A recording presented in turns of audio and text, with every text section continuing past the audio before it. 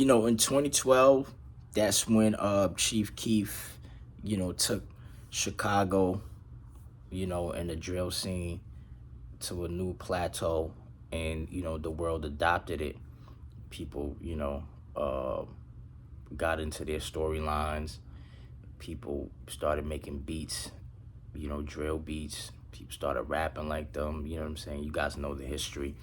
But it's very, very interesting because right now, I think the reign of Chiraq is coming to an end. They call it Chiraq because they claim that it's like Iraq, how much people they have killed. But what happened was we went through a phase where the killers moved to the front, right? That's the rappers. And then the niggas who was rapping about getting money moved to the back, and everybody was adoring the killers to the point where it's like, how many bodies you got? Chicks would want to fuck with niggas that are killers, even though them niggas was gonna be killed real soon. They would want to make babies with killers, even though they knew they was gonna raise those kids by themselves. The thing about Chicago is the effects, right? In the past, since 2012, so it's been like 11 years.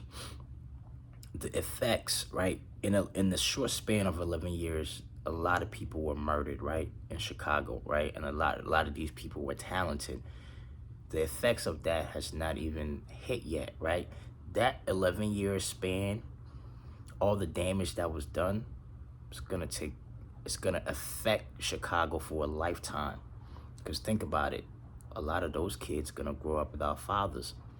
Those mothers is depressed, destroyed, and the families, right, who lost their kids, right, and some of their kids were promising, talented individuals. Where else they gonna be able to bounce back on? You know what I'm saying? How they gonna be able to bounce back? What's another talent that's gonna come out? You know what I mean? There was so many talented individuals from Chicago. They killed all of them. All of them.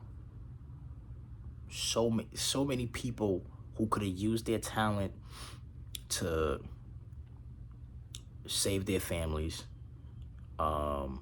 use money to provide funds. I mean, I don't even think some of these kids, I don't even know if any of them had life insurance. They just died. You know what I'm saying? They could have been the breadwinners of entire generations. They could have made millions of dollars, right?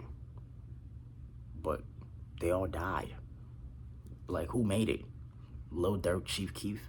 So out of like the hundreds of kids that was rapping, and there was at least like, I'm gonna say at least 20 of them that was super talented that could have been blown up. At least. They all fucking died, bro. They all died. They all died. So who benefited in the Chicago storyline? Really, just internet trolls and YouTube bloggers and the record labels that used that energy, to make money, do whatever record labels do. Because who came up? Who won? Like, at some point in time, nobody's going to talk about Chicago anymore. They're going to move on and talk about a new phase of hip-hop, whoever is popping with their team, whoever's doing big things. And Chicago's just going to phase out. And there was nothing that was gained. What was gained? Like, people have made more money off of Chicago stories than the niggas in Chicago. What was gained? Like, life is about building. How do you pray to God and ask God for something if all you're doing is destroying?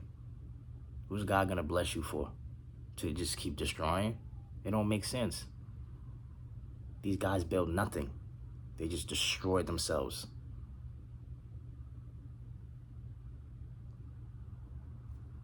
It's crazy, man. But I do think the reign of Chiraq is dwindling down. Who are the new guys, right? The new guys that's coming up, is guys that's been in jail. And yeah, they're gonna have a wave, but are they gonna become the next superstars? people getting tired of hearing people rap about dead people. Like the energy wants the world needs a new energy. How about that? And Chicago ain't got it right now. This is like the chapter is closing. It's closing.